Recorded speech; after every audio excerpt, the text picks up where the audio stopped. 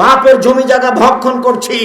আরে না হয় বাপের ওরস থেকে এসেই, বাপের পক্ষ থেকে এসে তার শুক্রকীটে জন্ম নিয়ে আজকে পৃথিবী ভোগ করছি, অতএব তাকে আগে রাখতে হবে, এই কথাই ঠিক। মায়ের পায়ের নিচে জান্নাত, এই কথাই ঠিক। বইয়ের কথা মেনে চললে বাপ মায়ের সাথে ভালো আচরণ করা যাবে না, এই কথাই ঠিক। সবার বউ খারাপ, এ কথা ঠিক নয়। এমনটা হতে পারে আপনার স্ত্রী আপনার চেয়ে বেশি আপনার মাকে দেখে, এমনটা হতে পারে। সম্মানিত দিনী বোন, আপনাকে আমি অনুরোধ জানাচ্ছি, আপনি আপনার শাশুড়িকে মেনে নেন, ভালো হবে। শাশুড়িকে মেনে নেন। শাশুড়ি যদি মাঝে মধ্যে বলে আল্লাহ আমার বউটা ভালো, তুমি তাকে ভালো, তারাকে ভালো রাখিও, আপনার শাশুড়ির এই কথাটা আপনার জন্য অনেক। আর যদি অগোচরে আপনার শাশুড়ির চোখের পানি বের হয়, আমার বৌমা আমাকে এই কথা বলল, আমার ছেলেটা আমাকে টাকা দিয়ে গেল, যার কারণে আমার বৌমা আমাকে এই কথা বলল, যদি আপনার শাশুড়ির আপনার অগোচরে এক ফোঁটা চোখের পানি ঝরে, এর নাম আশীর্বাদ। আপনার স্বামী কোটি টাকা ইনকাম করলে সংসারে শান্তি হবে না, এই কথাই ঠিক। সম্মানিত দিনী ভাই বোন, বাপ মাকে সাদরে মেনে নিতে হবে, খারাপ লাগলেও তিতে লাগলে, এ কথাই ঠিক। আপনাকে মা কিভাবে লালন পালন করেছে সেটা আপনাকে আমি দেখাতে অক্ষম, তবে আপনার ছেলেটাকে আপনি দেখলে বুঝতে পারবেন আপনার ছেলেটা আপনার কাছে কেমন, তেমন আপনি ছিলেন, তাহলে বোঝা যাবে মা কি জিনিস। আল্লাহ নবী এমনি বলেননি মায়ের পায়ের নিচে জান্নাত, মায়ের পায়ের নিচে কি জান্নাত পড়ে আছে? তার মানে মাকে মেনে চললে জান্নাত, এই কথা রাসূল সাল্লাল্লাহু আলাইহি ওয়াসাল্লাম বললেন। পৃথিবীর মানুষ অবিল ওয়ালিদাইনি ইহসানা ওয়াবিদিল কুরবা, 3 নিকট আত্মীয়র সাথে সদাচরণ করো। বলতে পারেন পৃথিবীতে সবচেয়ে নিকট আত্মীয় কে? পৃথিবীতে নিকট আত্মীয় হচ্ছে ভাই। পৃথিবীতে এর চেয়ে নিকট আত্মীয় কেউ নেই। ভাইয়ের সাথে টিকা কঠিন। 1 নম্বরে সদাচরণ সবচেয়ে কঠিন, বাংলাদেশে আরো কঠিন। সেটা হলো আল্লাহর সাথে সদাচরণ, শিরক না করা। কথায় কথায় শিরক আছে এদেশের মাটিতে। ওই যে আমি কথা বলছি না, টিকটিকি টিকটিক করে উঠলো, ঠিক বলেছি, তাই তো টিকটিকি টিকটিক করলো। আর আপনার যেটা অফিস আদালতের শিক্ষা প্রতিষ্ঠানে, সেটা আমি বলতে চাচ্ছি না, আপনি ওটা খুব ভালো জানেন। সম্মানিত দিনী ভাই বোন, 2 বাপ মার সাথে ভালো আচরণ, সদাচরণ। 3 ভাইয়ের সাথে ভালো আচরণ, সদাচরণ। এটাও টিকা খুব কঠিন। আমাদের গ্রামে 2 ভাই মারামারি লেগেছিল, ঝগড়া। বিকেলে একটা ঢেঁকি ছিল, কেটে ভাগ করে নিয়েছে। চাঁপাইনবাবগঞ্জের ভাষায় ভাই ভাই ঠাই ঠাই। সংসার বলতে স্ত্রী, ছেলে মেয়ে, এই 3 জনের নাম সংসার। 3 জনের উপরে যে আছে সে সংসারের উপরে, তার নাম বাপ মা। ভাই এই সংসারে ঢুকবে না, ভাই হচ্ছে ভিন্ন সংসার। 2 ভাই চাকরি করে, কোনোদিন কেউ কারো টাকা দেয় না, তবে ঈদের দিন এসে বলে আব্বা আমি দিলাম 5, ভাই দিল 5, আপনি দেন 5, 15,000 একটা গরু কুরবানি। আব্বা এভাবে ভালো হয় তো? জি না, এভাবে ভালো হয় না, ভাগে কুরবানি হবে না, এই কথাই ঠিক। 7 জন 7 পরিবারে এক কথা নয়। সম্মানিত দিনী ভাই বোন শুনুন, পৃথিবীতে 3য় স্থান হচ্ছে সদাচরণের। ভাই ভাই ভুলে স্ত্রীর সাথে সাথ দিয়ে ভাইয়ের সাথে খারাপ আচরণ করবেন না। এই ছেলে, তোমার বাপ ছোট, তোমার চাচা বড়, তোমার জ্যাঠো বড়, তোমার বাপ চাচার মধ্যে গন্ডগোল আছে, তোমার বাপকে বলে দিও তোমার বাপ ছোট। তোমার জ্যাঠোর ভুল হয়েছে, কথাই ঠিক। তোমার জ্যাঠোর কারণে ঝগড়া হয়েছে, কথাই ঠিক। এরপরে যেন 24 ঘন্টা পার না হয়, তোমার বাপ যেন তোমার চাচার হাত ধরে ক্ষমা নেয়, ভাই আমার মাপ ভুল হয়েছে, মাফ করবেন, এই কথা তোমার বাপকে বলতে হবে। তোমার বাপ ছোট, তোমার জ্যাঠ বড়। 24 ঘন্টার মধ্যে এই নিয়মে ফিরে আসতে হবে, নইলে তোমাদের বাপ চাচার ইবাদত কবুল হবে না। এই ছেলে, তোমাকে বলছি, তোমার মা ছোট আর তোমার চাচি বড়। তোমার চাচির কারণে বাড়িতে ঝগড়া হয়েছে, কথাই ঠিক। এরপরে বলছি, তোমার মা যেন আজকেই তোমার চাচির হাত ধরে ক্ষমা নেয়, আপা ভুল হয়েছে, যা হয়েছে হয়েছে, আমরা একসাথে থাকবো, একসাথে চলবো, এক মায়ের মেয়ের মতো থাকবো, এই কথা যেন তোমার মা বলে জরুরি। উপস্থিত বৈঠকের দিনই মুসলিম বোন, আপনাকে বলছি, আপনি আপনার জায়ের সাথে আজকেই চলতে শিখুন, এরই নাম সদাচরণ। আপনি আপনার জায়ের হাত ধরে ক্ষমা নেন, 24 ঘন্টা পার হওয়ার সুযোগ নেই, আজকে নিতে হবে, তার নাম সদাচরণ। ভাই ভাই, এরপরে আল্লাহ তাআলা বলেন অবেদিল কুরবা ওয়াল ইয়াতামা, এতিমের সাথে সদাচরণ। সম্মানিত দিনী ভাই বোন, খুব গুরুত্বপূর্ণ অংশে এসেছি। এতিম, যেই এতিমের সদাচরণের ফলাফল জান্নাত। রাসূল সাল্লাল্লাহু আলাইহি সাল্লাম বলেন, পৃথিবীর মানুষ শোনো, কাফিরুল ইয়াতিম ওয়াল আনা, যে ব্যক্তি এতিমের লালন পালন করে সে আর আমি জান্নাতে একসাথে থাকবো। দেখো দেখো দেখো, এইভাবে এইভাবে তর্জনী আর মধ্যমাদে ইশারা করে দেখালেন, পৃথিবীর মানুষ দেখো, আঙ্গুল দুটি যেভাবে আছে সেইভাবে আমি আর এতিমকে লালন পালনকারী জান্নাতে থাকবো। তবে দুই আঙ্গুলের মধ্যে একটু ফাঁকা রেখেছেন। এখানে আরেকটা কথা আছে। আল্লাহ রাসূল বলেন, কেউ যদি দুইটা মেয়ের লালন পালন করে, বেটি দুইটা হয়েছে সেজন্য মন ভারী হয়েছে, কিয়ামতের লক্ষণ। একটা বেটি হয়েছে সেজন্য মন ভারী হয়েছে, বেটা হলে খুব ভালো লাগতো, বেটা যে পেটে ছুরি দিয়ে চলে যাবে। একটা মানে আরো বদ, দুইটা মানে একটু কম বদ, 5-7টা মানে একটু তার চেয়ে কম বদ। আর দুইটা একটা ছেলে নিয়ে কি করবেন? ছেলে যত বেশি হবে তত ইহকালে ভালো, পরকালে ভালো। 10-12টা হলে তো 2-1টা মারা যাবে, আর 2-1টা যদি মারা যায় ছোট অবস্থায়, তাহলে আপনি জান্নাত চলে গেছেন। কেন? এমন তুমুল ঝগড়া লাগিয়ে দিবে আল্লাহর সাথে, আমার বাপকে আগে জান্নাতে দিতে হবে, তারপরে। যতক্ষণ পর্যন্ত আপনার জন্য জান্নাত ঘোষণা না হবে ততক্ষণ পর্যন্ত এই ছেলে ছাড়বে না। তো আপনার ছেলেই তো মাত্র 2টা, কয়টা মরে আর কয়টা থাকে? যার জন্য উপস্থিত বৈঠকের মুসলিম বোন, 2টা বাচ্চা খুব খুশি হয়েছেন, ভালো করে পড়াশোনা শিখাবো। আরে আপনার স্বামীরা 5 ভাই, আপনার শ্বশুর দিন মজুরি করে খাতো, 5 ভাই এখন চাকরি করে, ভালো ভালো চাকরি করে, আর আপনার 2টা বেটা খালি শয়তান। দিন রাত টিভি নিয়ে বসে থাকে, মোবাইল নিয়ে বসে থাকে, বেটি ছেলের পিছে পিছে করে। দেখেন আপনি কি দেখাতে চাচ্ছেন? এগুলো ভুল হিসাব। ছেলে মেয়ে বেশি নেন, বরকত বেশি হবে। ছেলে মেয়ে বেশি নেন, শান্তি বেশি হবে। ছেলে মেয়ে বেশি নেন, বিচারের মাঠে পার হয়ে যাবেন। সম্মানিত দিনী ভাই বোন, যেটা বলছিলেন সেটা দেখেন। কারো যদি 2টা মেয়ে থাকে, আর ও যদি 2টা মেয়ের লালন পালন করে, তাহলে জান্নাতে আমি আর সে ব্যক্তি এইভাবে থাকবো। তখন তর্জনী আর মধ্যমা জমা করে দেখালেন, দেখো দেখো, তখন এই আঙ্গুলের মধ্যে ফাঁক রাখলেন না, তখন জমা করে দিলেন। তাহলে এতিমের চেয়ে মেয়ের লালন পালন বেশি দামি। বুঝাতে পারিনি কথা? সম্মানিত দিনী ভাই বোন, এতিমের সাথে ভালো আচরণ করুন। রাসূল সাল্লাল্লাহু আলাইহি সাল্লামের কাছে একটা লোক আসলো, ফাশাকাইলান নবী সাল্লাল্লাহু আলাইহি সাল্লাম কাসওয়াতা কালবিহি, তার অন্তর খুব শক্ত। তার অভিযোগ করলো, আল্লাহর নবী, ভিক্ষুক ভিক্ষা চাইলে দিতে মন চায় না, অন্তর খুব শক্ত, একটু কান্নাকাটি, চোখের পানি আসে না, অন্তর খুব শক্ত। আল্লাহর নবী, এই ছেলে ঘুমাচ্ছ নাকি? শোনো, তুমি সেদিনের কথা তোমার মনে আছে? আমি বলেছিলাম তোমার মাকে বলে দিও, আম্মা আমি যখন বাড়ি থেকে বের হব তখন আমার পকেটে কিছু খুচরা টাকা দিয়েন। 10 টাকা 5 টাকা দিবেন, 200 100, যত ফকির আসবে আমি তাকে সবকে দিব, 5 টাকা 10 টাকা করে দিতে থাকবো। আম্মা, আমার পকেটে 500 টাকা নোট থাকে, ফকির আসে তখন আমি বলি মাপ করো। তা আমি ফকিরের কাছে কত মাপ চাই আম্মা? আপনাকে বলছি, আপনার স্ত্রীকে বলে দিয়েন, এই শোনো, আমি যখন বাড়ি থেকে বের হব তখন ব্যাগে পকেটে কিছু খুচরা টাকা দিও। সব সময় পকেটে গোটা টাকা থাকে, ফকিরকে দিতে পারি না, খালি বলি মাপ করো। কোনোদিন যেন আপনার এরকম না হয়, ছেলে কি বললাম তোমাকে, কোনোদিন আর বাড়ি থেকে বের হবে না। তোমার মা অবশ্যই যেন গরিবের ছেলে হলেও তোমার বাপ যদি দিন মজুর হয়, তবুও তুমি 50টা খুচরা টাকা নিয়ে বের হয়েও, যত ফকির আসবে তুমি পকেট থেকে দিয়ে দিও।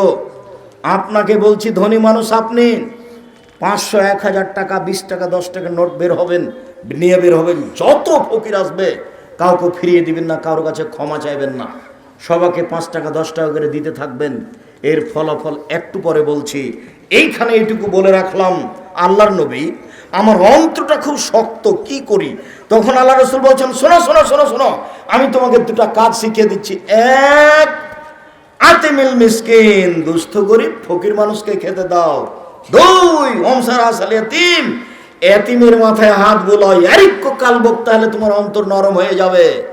মনে থাকবে কি? 2টা কাজে অন্তর নরম হবে। এক, ফকির মিসকিনকে খেতে দিলে।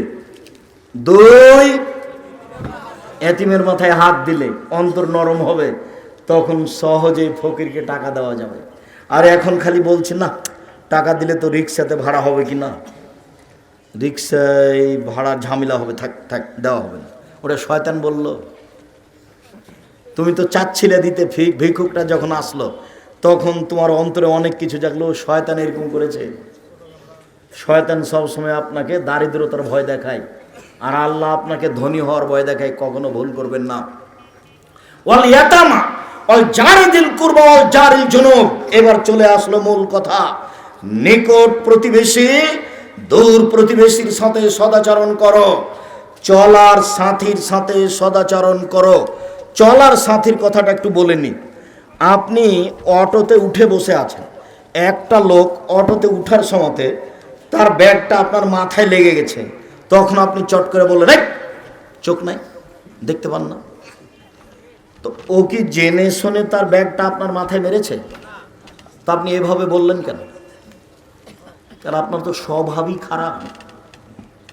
কে বলেছে আপনি শিক্ষিত মানুষ? স্বভাব আপনার কি জিনিস সেটাই জানা নাই। কে বলে আপনি সমাজের নেতা? যখন তার ব্যাগটা আমার মাথায় লেগে গেছে, আচ্ছা বাবা, আচ্ছা আচ্ছা, তুমি, আমি মনে কিছু করি না, আচ্ছা ঠিক আছে ঠিক আছে, এই আমি কিছু মনে করছি না, তুমি বসো তুমি বসো। আপনি এভাবে বলেন কেন? আপনি বলেন, রে কপালে চোখ নাই, দেখো না কি ঢং করে ওঠে, কেন আপনি বললেন এটা? চলার সাথীর সাথে সদাচরণ করতে হবে। দূর প্রতিবেশী, নিকট প্রতিবেশীর সাথে সদাচরণ করতে হবে। প্রতিবেশীর সাথে সদাচরণে জান্নাত। খুব জটিল কাজ। প্রতিবেশীর সাথে সদাচরণ খুব কঠিন কাজ। রাসূল সাল্লাল্লাহু আলাইহি ওয়াসাল্লাম বললেন, আউয়ালু খাসমানি ইয়াউমুল কিয়ামা জারানে, বিচারের মাঠে প্রথম বিচার হবে 2 প্রতিবেশী। আব্দুর রাজ্জাক সাহেব, থামেন থামেন থামেন। আপনি একদিন বক্তব্যে বলছিলেন প্রথম বিচার হবে নামাজের, সালাতের, তারপরে অন্যান্য বিচার। আজকে আপনি বলছেন প্রথম বিচার হবে 2 প্রতিবেশীর। হ্যাঁ, ঠিক বলেছি। আল্লাহর ইবাদতে, আল্লাহর হকে প্রথম বিচার হবে সালাতের, মানুষের হকে প্রথম বিচার হবে 2 প্রতিবেশীর। প্রতিবেশীর হক নষ্ট করেছে যে, সে জান্নাতে যাবে না। প্রতিবেশীর হক নষ্ট করেছে যে, সে জান্নাতে যাবে না। আব্দুর রাজ্জাক সাহেব, প্রতিবেশীর হক কি একটু বুঝিয়ে বলবেন? হ্যাঁ বলি। বলেন তো দেখি। এই যে দেখেন কি আল্লাহ রাসূল বলছেন, লা ইয়ামনাউ আহাদুকুম জারাহু আন ইয়াগরাজা খাসাবাতান ফি জাদারি। প্রতিবেশী সুন্দর করে প্রাচীর দিয়ে রেখেছেন। প্রতিবেশীর, আপনার প্রতিবেশী আপনাকে বলছে, ভাইজান আপনার প্রাচীরে একটা চাল লাগিয়ে আমি এখানে রান্না করতে চাচ্ছি। তখন আপনি বলছেন, না না না, করেছেন কি? আরে প্রাচীর কালি হয়ে যাবে, তো প্রাচীর কালি হবে। আপনি প্রতিবেশীর হক নষ্ট করলেন, আর রাসূল না করেছেন। প্রতিবেশী আপনার প্রাচীরে একটা কাঁটা মেরে রশি বেঁধে দিয়ে কাপড় শুকাতে চাচ্ছে, আপনি বললেন না, দেওয়াল নষ্ট হবে, কাঁটা মারতে পাবেন না। কাঁটা মারলে দেওয়ালের ক্ষতি হবে, এই কথাই ঠিক। আল্লাহর নবী নিষেধ করেছেন যে তুমি ওকে কাঁটা মারতে নিষেধ করতে পাবা না, এই কথাই ঠিক। হাদিস বুখারী মুসলিম। আমি বুঝাতে পারিনি মনে হয়। কথাটা কি আবার বলবো? প্রতিবেশী আপনার প্রাচীরে কাঁটা মেরে রশি বেঁধে কাপড় শুকাবে। দেওয়ালের যদি ক্ষতি হয়ে দেওয়াল পড়ে যায়, তো আপনি নিষেধ করতে পাবেন না। প্রতিবেশী আপনার প্রাচীরের টিন লাগিয়ে নিচে ভাত রান্না করবে ওর দিকে, কালি আপনার দেওয়ালে লেগে একবারে কালো হয়ে যাক, আপনি নিষেধ করতে পাবেন না। আমি যদি বুঝাতে না পারি আমি অক্ষম। রাসূল সাল্লাল্লাহু আলাইহি সাল্লাম বললেন, আল্লাহে লা ইউমিনু, আল্লাহর কসম সে ব্যক্তি মুমিন নয়।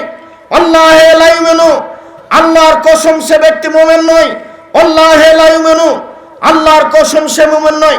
কিলা মান ইয়া রাসূলুল্লাহ, আল্লাহ রাসূল বলেন তো কে মুমিন নয়? তখন আল্লাহ রাসূল বলছেন, মাল্লা ইয়ামান জারহু বায়াকাহু, যে তার প্রতিবেশীকে নিরাপদে রাখে না সে মুমিন নয়। রাসূল সাল্লাল্লাহু আলাইহি সাল্লাম বলেন, লা ইয়াদখুলুল জান্নাতা মান লা ইয়ামান জারহু বায়াকাহু, যার প্রতিবেশী নিরাপদে থাকে না ও জান্নাতে যাবে না। যার প্রতিবেশী তার থেকে নিরাপদে থাকে না ও জান্নাতে যাবে না। আবু হুরায়রা রাদিয়াল্লাহু তাআলা আনহু বলেন, রাসূল সাল্লাল্লাহু আলাইহি সাল্লাম বলেছেন, মান কানা ইউমিনু বিল্লাহি ওয়াল ইয়াউমিল আখির ফালা ইউদি জারাহু, যে আল্লাহকে বিশ্বাস করে, যে পরকালকে বিশ্বাস করে, সে যেন প্রতিবেশীকে কষ্ট না দেয়।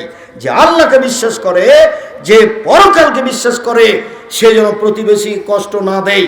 রাসূল সাল্লাল্লাহু আলাইহি সাল্লাম বলছেন, লাইসাল মুমিন আল্লাযী ইয়াসবাউ জারু যায়, সে ব্যক্তি মুমিন নয়, সে ব্যক্তি মুমিন নয়, সে ব্যক্তি মুমিন নয় যার প্রতিবেশী ক্ষুধার্ত বিপদে আছে, খোঁজ খবর নিল না, নিজে খায় থাকে আহাল পরিবার নিয়ে, সে ব্যক্তি মুমিন নয়।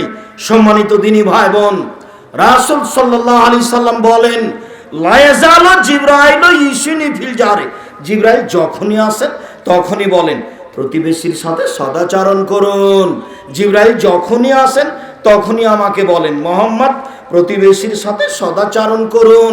জিবরাইল যখনই আসেন তখনই আমাকে বলেন, মুহাম্মদ সদাচরণ করুন প্রতিবেশীর সাথে। বলার গতি দেখে মনে হচ্ছে জানান্ত আয়ান সায়র রেসহু, আরে কখন এসে বলবেন যে ওকে জমির ভাগ দিয়ে দাও। বলার গতি দেখে কেমন মনে হচ্ছে?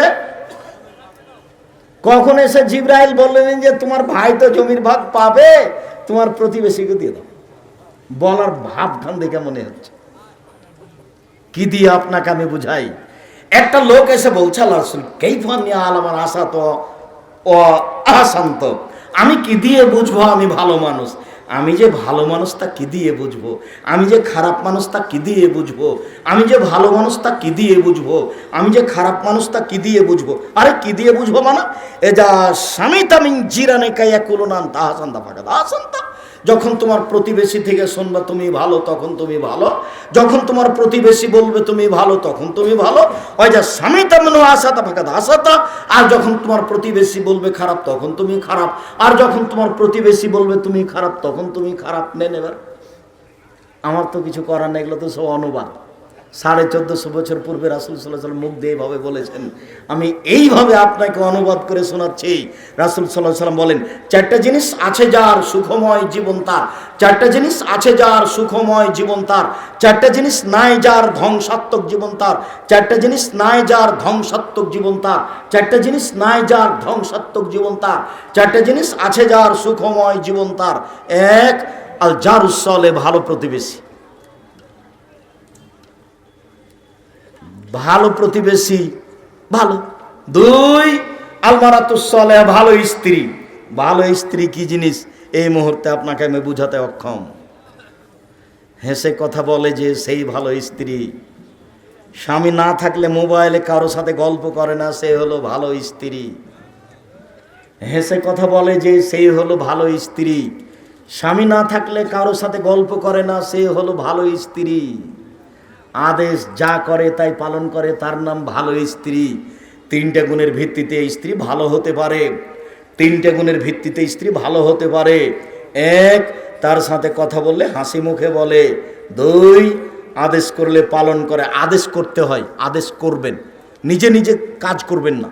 নিজে নিজে খালি স্যান্ডেলটা খুঁজছেন, খালি খুঁজে বেড়াচ্ছেন, তখন মনে মনে বলছে আমার উপরে রাগ করেছে সেই জন্য তো আমাকে বলে না। বসে বলবেন, খালেদা জি স্যান্ডেলটা খুঁজে নিয়ে আসো। খালেদা এক গ্লাস পানি নিয়ে আসো। একটু নাম ধরে বলবেন, এটা আদর। আল্লাহ রাসূল বলতেন, আয়েশা জি চাটাইটা দাও তো। আরে চাটাই দিব, আমি তো ঋতুবতী, আমি মসজিদে যাব কি করে? আরে মসজিদে যাওয়া কি করে মানে? হাজ কি তোমার হাতে লেগে আছে নাকি? যাও যাও মসজিদে যাও, চাটাই নিয়ে এসো, আমি না সালাত আদায় করবো। আয়েশা জি ছুরিটা দাও তো, গরু জবাই করবো, ছাগল জবাই করবো, ভেড়া ধারালো করে নিয়ে আসো। এ দেখেন কথায় কথায় আল্লাহ রাসূল আয়েশার নাম উল্লেখ করে বলছেন। স্ত্রীর নাম ধরে বলতে হবে, সংসার সুখী হবে, নইলে বড় ছেলের নামে বলতে হবে। ওমা মারিয়াম, ওমা আহমদ, আহমদের মা শোনো, ওমা আহমদ, খালেদা শোনো, এক গ্লাস পানি নিয়ে আসো। খালেদা জামাটা কোথায় একটু দেখো তো। মুখখান ভারী করে নিজে নিজে খুঁজবেন না, হাসি মুখে খুঁজবেন, সংসার সুন্দর হবে। ওর আপনার শান্তি তৃপ্তির জন্য ওকে সৃষ্টি করা হয়েছে। কেন তাকে মারেন, তাকে কেন গালি দেন, তার সাথে আপনার এরকম খারাপ আচরণ কেন? সম্মানিত দিনী ভাই বোন, রাসূল সাল্লাল্লাহু আলাইহি সাল্লাম যেভাবে বললেন, সুখময় জীবন তার চারটা জিনিস আছে যার, 2 ভালো স্ত্রী, 3 আলমার কবুল হানি একটা ভালো গাড়ি। যদি সাইকেল একটা থাকে ভালো, সেটাও ভালো, আর যদি বারবার চেন পড়ে তাহলে সেটা খারাপ। 4 আল বাইতুল ওয়াসে প্রশস্ত ঘর, অন্তত মেহমান বাসা ঘরটা বড় হতে হবে, 10 জন 12 জন যেন একসাথে বসে খেতে পারে। মেহমানের ঘরটা বড় হতে হবে, সবাই আপনার বাড়িতে এসে খাবে, আপনি খাবেন, আপনার বউ খাবে, আপনার ভাগ্না খাবে, আপনার ভাগ্নি খাবে, আপনার বোন খাবে, আপনার দুলাভাই খাবে, আপনার বাপের যত বন্ধু বান্ধব আছে সবাই খাবে। স্ত্রী মন খারাপ করবে এটা আপনি দেখবেন না, আপনাকে ফিরে যেতে হবে আপনার বাপের স্বভাবে, আর আপনার স্ত্রীকে ফিরে যেতে হবে আপনার মায়ের স্বভাবে। এই ছেলে, তোমার মা 16 জন মানুষের ভাত রান্না করত, তোমরা হচ্ছ 10 ভাই বোন, 2 জন কিষান কামলা 12, 2 জন ফকির ধরে নিয়ে এসেছে 14, তোমার বাপ মা 16 জন মানুষের ভাত রান্না করতো তোমার মা ঢেঁকিতে ধান ভেঙে, কোনোদিন সমস্যা হয়নি। তোমার বাপ যখন মসজিদ থেকে বের হতো রাত এশার সালাতের পরে, তখন মসজিদের ডান দিকে লক্ষ্য করে দেখতো একটা মুরব্বি। যে মুরব্বি কে, বাড়ি কোথায়? ফরিদপুর ভাঙা। খেয়েছেন? জি না, আমার সাথে চলেন। তা আপনার মা কোনো সমস্যা মনে করেনি। আর আপনি যদি এখন রাত এসার পরে একটা মেহমান নিয়ে যান, খালেদা জি একটা মেহমান আছে, একটু উঠো তো, আর একবারে খেপে লাল, হ্যাঁ তুমি রাতে মেহমান নিয়ে আসো, ঝামেলা পাকাও। এই কথা যদি আপনার মা শুনে নেয়, 80 বছর বয়স, ওই ঘরে বসে আছে, তাড়াহুড়া করে উঠে আসবে, থাক বেটা, থাক বেটা, থাক বেটা, বৌমাকে উঠাস না বেটা, আমি ঠিক করে দিচ্ছি, আমি গরম করে দিচ্ছি তরকারি, তুই দে ছেলেকে খেতে, মেহমানকে খেতে দে। আপনার স্ত্রীকে আপনার মায়ের স্বভাবে ফিরে যেতে হবে, যেতেই হবে। আপনার স্ত্রীকে আমি তালাক দিতে বলিনি, তবে স্বভাব পরিবর্তন না হলে তালাক দিতে হবে, এই কথাই ঠিক। 150 চাল আপনার স্ত্রী রান্না করতে পাবে না। আপনার মা রান্না করতো 3 কেজি, 2 কেজি, 1.5 কেজি, আপনার স্ত্রী রান্না করবে অন্তত 1 কেজি। আপনি খাবেন, আপনার স্ত্রী খাবে, ছেলে মেয়ে খাবে, ফকির খাবে, কিষান খাবে, রাতে গরুতে খাবে। কেন 150 চাউল রান্না করলো? দুপুরে মেহমান এসেছে, তখন বলছে আপনার স্ত্রী, মাত্র 150 চাউল রান্না করেছি, মেহমানকে দিলে তো শেষ হয়ে যাবে, কি করবে তাহলে? চানাচুর বিস্কুট দিয়ে বিদায় করে দাও, বিদায় করে দাও। এই নোংরা নীতি ত্যাগ করতে হবে, মায়ের স্বভাবে ফিরে যেতে হবে, যেতেই হবে। 4টা জিনিস আছে যার, সুখময় জীবন তার, মেহমান খানা বৈঠক বড় যার, সুখময় জীবন তার, বাহনটা ভালো যার, সুখময় জীবন তার, স্ত্রী ভালো যার, সুখময় জীবন তার, প্রতিবেশী ভালো যার, সুখময় জীবন তার, দুঃখজনক জীবন প্রতিবেশী খারাপ যার। কিভাবে? আপনার বাচ্চাটা এভাবে পানি চালিয়ে দিয়েছে ভাত খাওয়ার পরে, পানিটা যে প্রতিবেশীর দেওয়ালে লেগে গেছে, এই যে লেগে গেল, একবারে মনে হচ্ছে যে প্রতিবেশীর মহিলাটা বস্তির মহিলা, কি যে মুখে আসে, আর কিছু বাধা নাই, খালি বলছে। ভালো নয়। প্রতিবেশীর ছাগলে আপনার সিম গাছ কেটে দিয়েছে, কথাই ঠিক, আপনার স্ত্রী মুখ খুলতে পাবে না। এই মেয়ে শুনুন, উপস্থিত বৈঠকের দিনই মুসলিম বোন, আপনাকে বলছি, প্রতিবেশীর ছাগলে আপনার সিম গাছ খেয়ে নিয়েছে, কথাই ঠিক, আপনি মুখ খুলতে পাবেন না, ধৈর্য ধারণ করুন, তার নাম প্রতিবেশীকে মূল্যায়ন করা। সম্মানিত দিনী ভাই বোন, আমরা আলোচনার এই শেষ পর্যায়ে এসে বলছি, আল্লাহ নবীকে বলা হল, আল্লাহ রাসূল অমুক মহিলা, এই ছেলে বসো, আমি তো নিজেই শেষ করব। তুমি কি করে বুঝলে যে আমি দোয়া পড়ে ফেলেছি? আমি তো দোয়া পড়ে ফেলিনি। বক্তব্যের শেষ কথাটাই সবচেয়ে গুরুত্বপূর্ণ কথা। আল্লাহ রাসূলকে বলা হলো, আল্লাহ নবী অমুক মহিলা বেশি বেশি সালাত আদায় করে, বেশি বেশি সিয়াম পালন করে, রোজা থাকে, বেশি বেশি দান খায়রাত করে, তবে মুখে প্রতিবেশীকে কষ্ট দেয়। তখন আল্লাহ রাসূল বলেন, হে ফিন্নার, ও জাহান্নামে যাবে।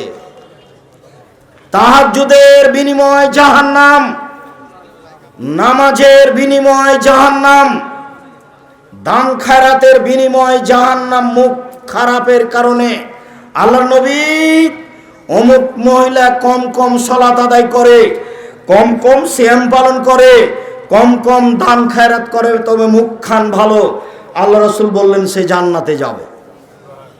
সম্মানিত দিনী ভাই বোন, আমি অনুরোধ জানাচ্ছি স্ত্রীর সাথে ভালো আচরণ করুন। সম্মানিত দিনী ভাই বোন, আজকের জরুরি কথা, এক, যে কোনো মূল্যে 5 ওয়াক্ত সালাত আদায় করতে হবে, পৃথিবীতে ব্যতিক্রম আদেশ। 2, হালাল রুজি খেতে হবে, জরুরি আদেশ। 3, যে কোনো মূল্যে কোরআন মাজিদ পড়তে হবে, অল্প হলেও, সূরা ইখলাস হলেও। 4, 2 জন যেখানে বসে আছে সেখানে বসতে হবে না, আড্ডা পিটতে হবে না। কেন? ওদের মধ্যে কেউ যদি বলে অমুক খারাপ, আর আপনি যদি বলেন হ্যাঁ ঠিকই বলছেন, তাহলে ফলাফল জাহান্নাম। খুব ভয়াবহ ব্যাপার। সাথে সাথে দোকান মানে ল্যাংটা মেয়ে নাচে, পৃথিবী ধ্বংসের লক্ষণ। যখন মেয়েরা ন্যাংটা হয়ে নাচবে, পৃথিবী ধ্বংসের লক্ষণ। যখন গান বাজনা প্রকাশ পাবে, সব দোকানেই বাজনা বাজে, সব দোকানে মেয়ে নাচে, সব দোকানেই বাজনা বাজে, সব দোকানে মেয়ে নাচে, সব বাড়িতে মেয়ে নাচে, সব বাড়িতে বাজনা বাজে, প্রায় সব ঘরে মেয়ে নাচে, সব ঘরে বাজনা বাজে। পৃথিবী ধ্বংসের লক্ষণ হচ্ছে নেশাদার দ্রব্য বেশি হয়ে যাওয়া। অতএব 4 জন বসে আছে যেখানে, 2 জন বসে আছে যেখানে, আপনি সেখানে যাবেন না, জরুরি ঘোষণা। এরপরে আজকের যে বিবরণ, প্রতিবেশীর সাথে ভালো আচরণ, স্ত্রীর সাথে ভালো আচরণ, ভাইয়ের সাথে ভালো আচরণ, বাপ মায়ের সাথে ভালো আচরণ জরুরি করে নেন, বিনিময় জান্নাত। এরপরে আমাদের পক্ষ থেকে জরুরি অনুরোধ, আমার জীবনে বড় স্বাদ, আমি এদেশের মাটিতে উন্নত মানের প্রতিষ্ঠান গড়ব ইনশাআল্লাহ। যে কোনো মূল্যে, সেটাই জামিয়া সালাফিয়া, যেখানে ছেলে মেয়েরা বাংলা, ইংরেজি, আরবি উন্নত মানের শিক্ষা অর্জন করে জাতির অন্যায়ের বিরুদ্ধে লড়বে, মুখে কলমে মিডিয়ায়। তাই আমরা প্রতিষ্ঠান হিসেবে এইভাবে বলছি, আর মুখে আর কলমে এইসব